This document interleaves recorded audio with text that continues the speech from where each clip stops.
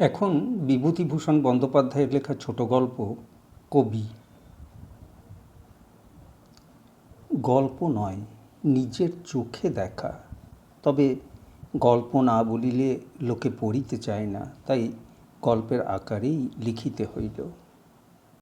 সিংভূম জেলার পাহাড় জঙ্গলময় স্থান পায়ে হাঁটিয়া বেড়াইতে বাহির হইয়াছিলাম আমি এবং সঙ্গে 2টি বন্ধু। তবে আর একটু খুলিয়া বলি, গুছাইয়া না বলিলে আপনাদের ঠিক ছবিটি দিতে পারিব না হয়তো। দেশের লিচুতলা ক্লাবে বসিয়া একদিন ভ্রমণের গল্প করিতেছিলাম। পাহাড় জঙ্গলের গল্প অনেক কিছু করিলাম। এখানে এ পাহাড় দেখিয়াছি, ওখানে ও পাহাড় দেখিয়াছি। সত্য ও মিথ্যা মিলাইয়া বেশ গল্প ফাঁদিয়াছিলাম। অবশ্য সত্যই বলিবার ইচ্ছা ছিল, কিন্তু অভ্যাসদোষে অতিরঞ্জিত মিথ্যা কিছু কিছু বর্ণনার মধ্যে ঢুকিয়া গেলে আমি আর কি করিব। ভাদ্র মাসের শেষ, শরতের চিহ্ন নীল আকাশের শুভ্র মেঘমালায় পরিস্ফুট। বাতাস রৌদ্রতপ্ত, দিন ছোট হইয়া আসিয়াছে। মাঝে মাঝে অতর্কিতে এক পশলা বৃষ্টি কোনো উড়ন্ত মেঘখণ্ড হইতে ঝরিয়া পড়ে। নদী তীরে কাশগুচ্ছ সর্বত্র দেখা যায়। মন্মথ মোক্তার বলিলেন, এসব কোথায় ভাইয়া? সিংভূম জেলায়। কত দূর? তা হাওড়া থেকে 200 মাইল। তিনি দীর্ঘ নিঃশ্বাস ফেলিয়া বলিলেন, কখনো কিছু দেখলাম না। সাক্ষীর জেরা করতে আর তালিম দিতে দিতে জীবনটা। আমার এক উৎসাহী বন্ধু বলিলেন, যা বললেন মনমতদা, রইলাম পড়িয়া এই গর্তে। কী বা জীবনে দেখলাম। বিভূতি দেখো কত দেশ ও বিদেশ দেখে দেখে। বলিলাম, তার আর ভাবনা কি, আমি নিয়ে যেতে রাজি আছি আপনাদের। মানে আমার সন্ধানে অল্প খরচে বেশ পাহাড় জঙ্গলের পথ দিয়ে নিয়ে যেতে আমি প্রস্তুত। কোথায়?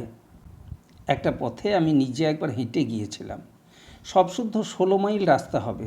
আগাগোড়া বন আর পাহাড়, নিবিড় নির্জন বনপথ। রেখা মাইন্স স্টেশনে নেমে দক্ষিণ দিকে বনের পথ দিয়ে আবার পূবের দিকে ঘুরতে হবে। তারপর আবার উত্তরমুখে এসে সুবর্ণরেখা পার হতে হবে। সব শুদ্ধ 16-18 মাইল পথ। রাজি? মন্মথদা উৎসাহের সুরে বলিলেন, হ্যাঁ রাজি, হ্যাঁ দেখাও ভাই, বয়স হয়েছে কবে হয়তো। কিন্তু তা তো হলো, আপনি হাঁটতে পারবেন এই দুর্গম বনপথে এতটা? এই তুমি সে পথ জানো তো? একবার গিয়েছিলুম, সুতরাং জানি। তবে সেও আজ হলো 5 বছর আগের কথা। ভালো মনে নেই। চলুন নিয়ে যাব। সব স্থির হইয়া গেল। কি একটা ছুটি ছিল দিন 7-8 পরে, সম্ভবত ঈদের ছুটি। ঠিক হইল সেই ছুটিতে এখান হইতে ঝোলাঝুলি কাঁধে রওনা হইতে হইবে, সত্যকার ভবঘুরে ভ্রমণকারীদের মতো। মন্মথবাবুর বয়স 55-র কাছাকাছি। তাহাকে আবার বলিলাম, হাঁটতে পারবেন তো?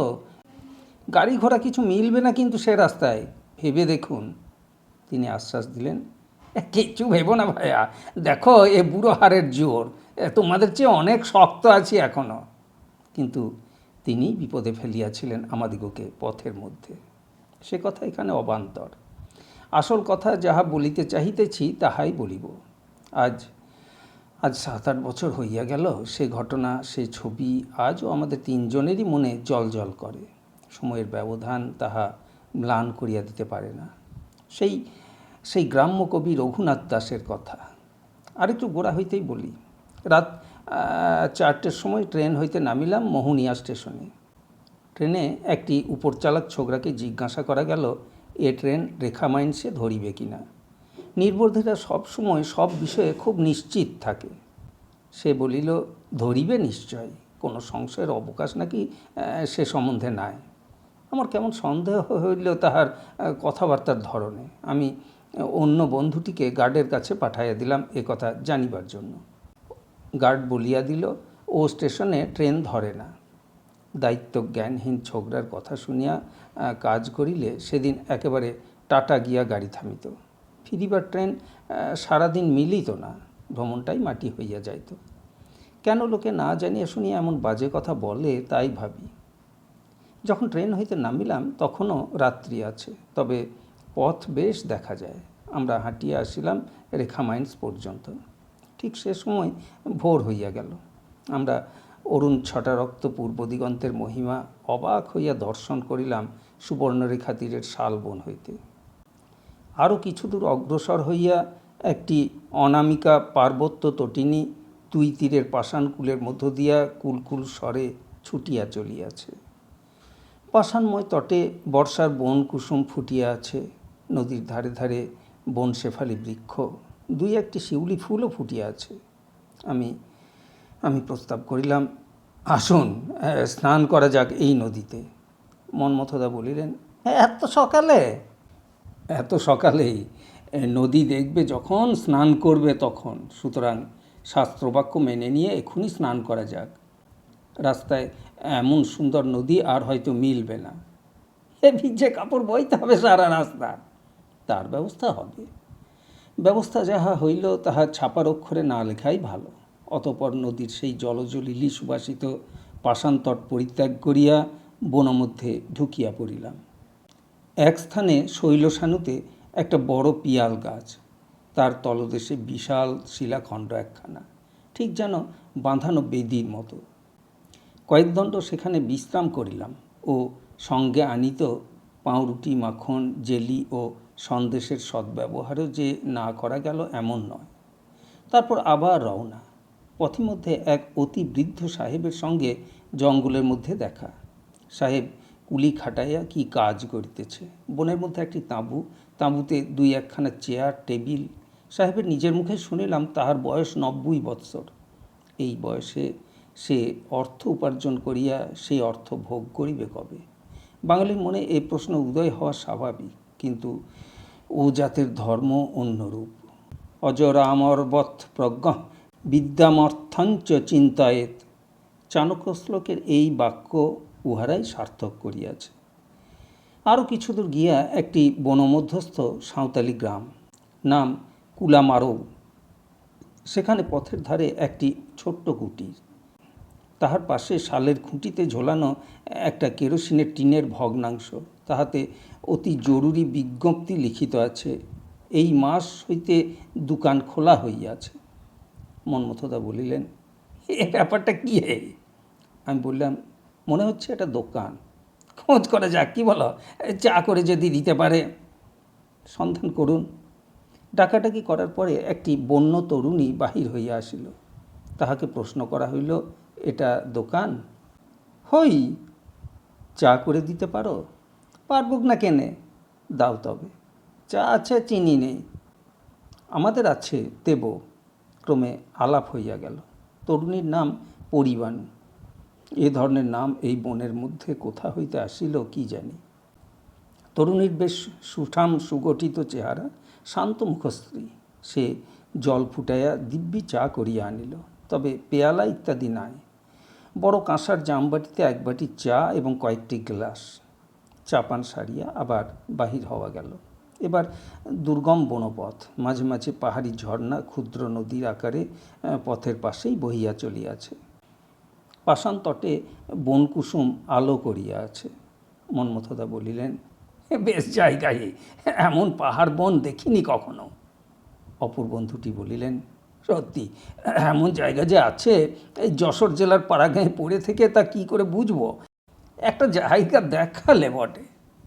আমি আনন্দিত হইলাম বটে, কিন্তু লক্ষ্য করিতেছিলাম মন্মথদার হাঁটিতে পারিতেছেন না। তাহার পদবিক্ষেপের মধ্যে একটা ক্লান্তির চিহ্ন ক্রমশই ফুটিয়া বাহির হইতেছিল। বলিলাম, ব্যাপার কি? আর কত মাইল বাকি? এখনও অনেক। তাই তো, বড় খিদে পেয়েছে। এখানে কিছু পাওয়া যায়? কি পাওয়া যাবে এখানে? সঙ্গে পাউরুটি আছে, চলুন একটা ঝর্ণা দেখে বসে তাই খাওয়া যাক। আরও ঘণ্টা 2 কাটিল। একটি চমৎকার বনাকৃত অধিত্যকার মধ্যে ছায়াগহন সমতল ভূমিতে আমরা আসিয়া পড়িলাম। তখন বেলা প্রায় 3টা বাজিয়াছে। সকাল হইতে অনবরত হাঁটিয়া সকলেই ক্লান্ত। হাত ঘড়িতে 3টা বাজিলেও পাহাড়ের দীর্ঘ গহন ছায়া সমস্ত উপত্যকাটি এমনভাবে ঢাকিয়াছে যেন শাল, কেন্দ ও পলাশ বনে প্রদোষকাল উপস্থিত বলিয়া মনে হইতেছে। দেখা গেল পাউরুটি যাহা আছে তাহা তিনটি দস্তুর মতো বুভুক্ষু ব্যক্তির খুন নিবৃত্তির উপযুক্ত নয়। মন্মথদা বলিলেন, আর একটু চা হলে একরকম কাটাতে পারতাম। আমরা সকলেই এ কথায় সাই দিলাম। আমি বলিলাম, চলুন দাদা, এই পাহাড়টা টপকে ওপারে কোনো গ্রাম আছে কিনা দেখা যাক। সকলে আবার উঠি, আবার পাহাড় টপকাইয়া চলি। পাহাড়ে উঠিবার পথে দুই ধারে শিউলি ফুলের বন।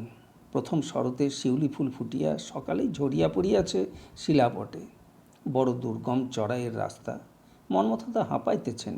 বন ক্রমশ ঘন হইতে ঘনতর হইতেছে। কেঁদ গাছে পরগাছার ফুল ফুটিয়াছে হরেক রঙের। মন্মথদার হাত হইতে ঝুলিটা আমি লইলাম। তিনি বড় অবসন্ন হইয়া পড়িলেন। তাহাকে একরূপ টানিয়া পাহাড়ের সমতল শীর্ষে লইয়া গিয়া দাঁড় করাইলাম।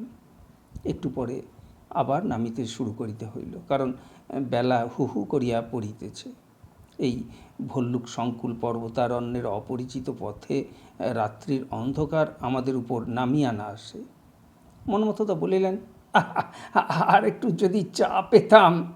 মন্মথদা বারবার চায়ের কথা বলার দরুনই রঘুনাথ দাস কবির সাক্ষাৎকার ঘটিয়াছিল। পাহাড়ের ওপাশে একটা ক্ষুদ্র গ্রাম, কয়েক ঘর লোকের বসতি। একজন লোককে মহিষ চড়াইতে দেখিয়া জিজ্ঞাসা করিলাম, ওহে, এখানে চাটা পাওয়া যাবে কোথাও? সে লোকটি বলিল, ওই কোথায়? ওই হোথা, তোদের মতন একজন লোক আছে রে, লেখা পড়ে, কবি হচ্ছে, টুসু পর্বের গান বানায়। চলে যা সোজা, ওই বড় মহুয়া গাছের নিচে দেখবি ওর ঘর আছে। আমরা পরস্পর মুখ চাওয়াচাওয়ি করিলাম। কবি এই জঙ্গলে ঘেরা বন্য দেশে বর্বরদের গ্রামে।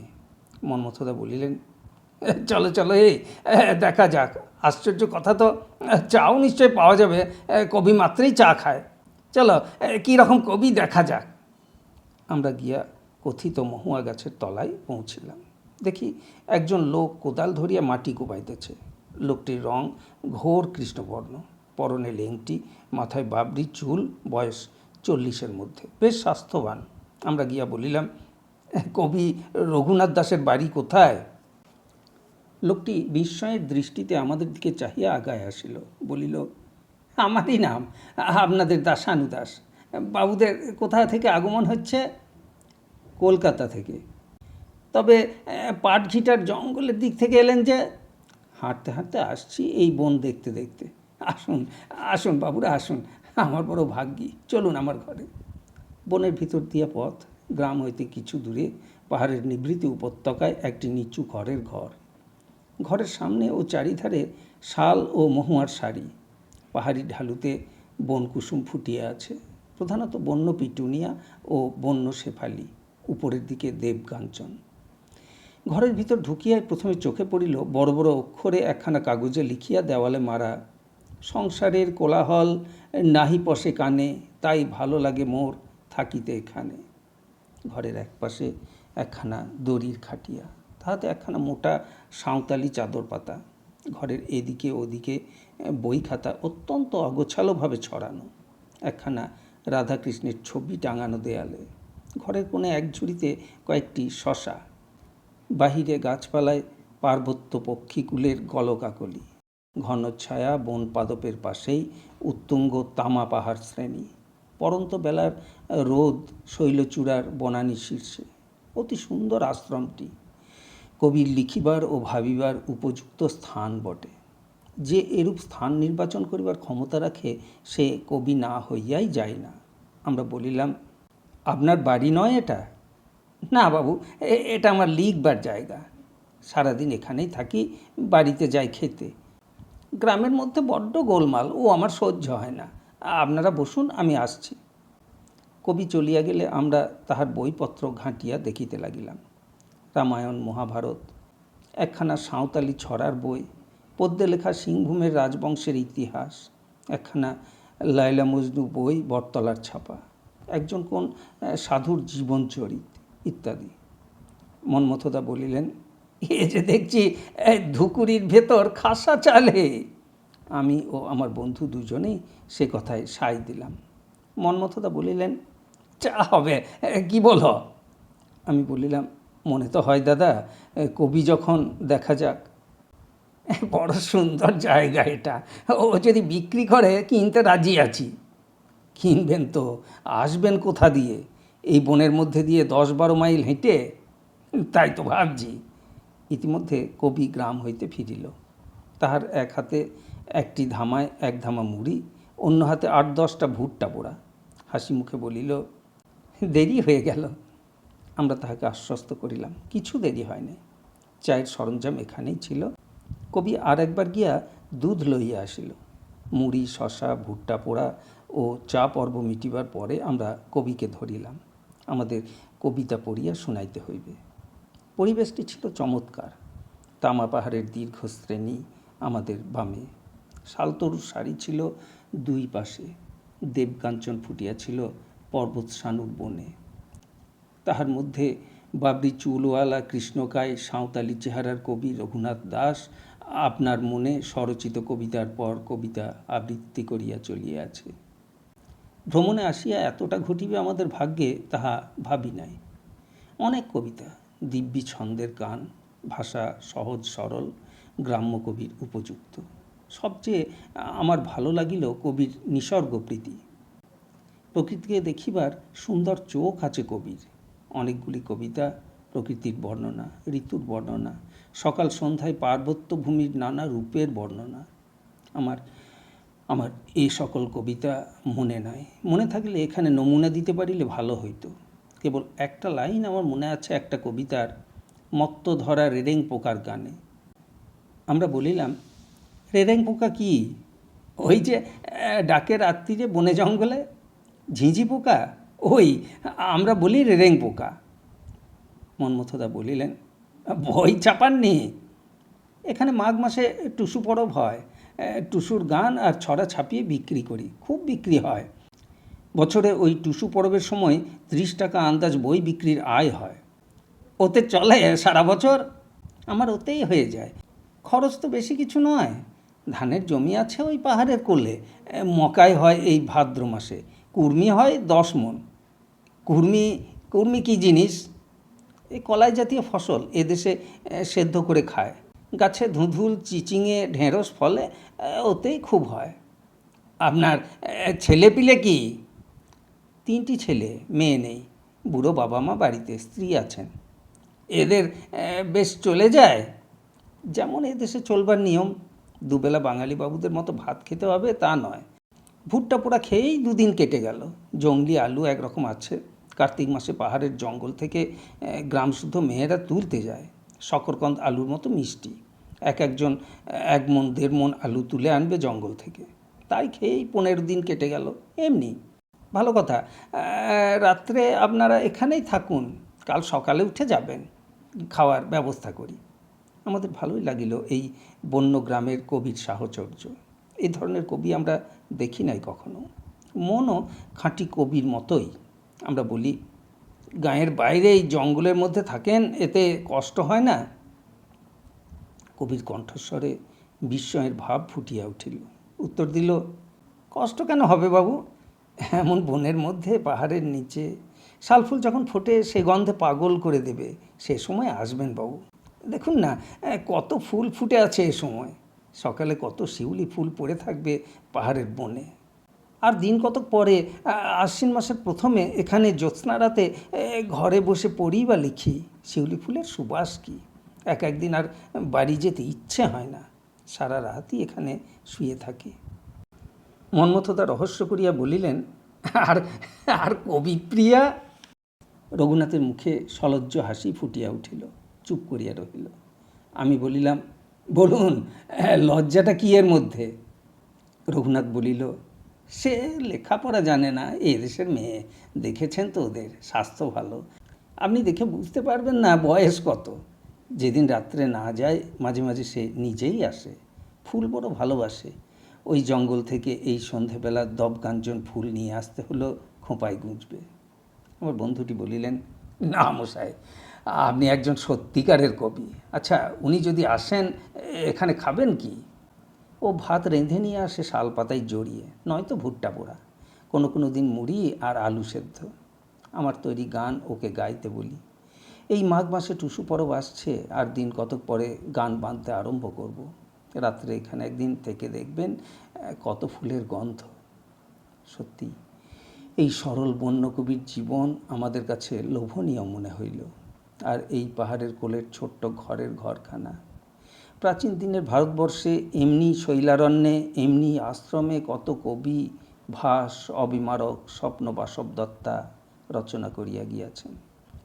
কত কালিদাস মেঘদূত লিখিয়াছিলেন, কত ভবভূতি প্রস্রবণগিরির বর্ণনা করিয়াছিলেন।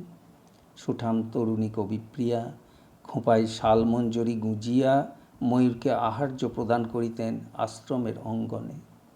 দিকে দিকে মুক্ত প্রকৃতির আহ্বান। আমাদের রঘুনাথ দাস তাহাদেরই সেই ধারা এই অরণ্য প্রান্তে অক্ষুণ্ণ রাখিয়াছে, তাহাদেরই প্রতীক। ও সন্ধ্যার কিছু আগে আমরা কবির নিকট বিদায় লইলাম। মন্মথদার থাকিবার উপায় নাই, কোট খুলিবে। রঘুনাথ দাস আমাদিগকে সুবর্ণরেখার খেয়াঘাট পর্যন্ত আগাইয়া দিয়া গেল। খেয়া পার হইয়া আরও 3 মাইল হাঁটিয়া স্টেশনে আসিয়া রাত্রি 12টার সময় ডাউন রাঁচি এক্সপ্রেস ধরিলাম।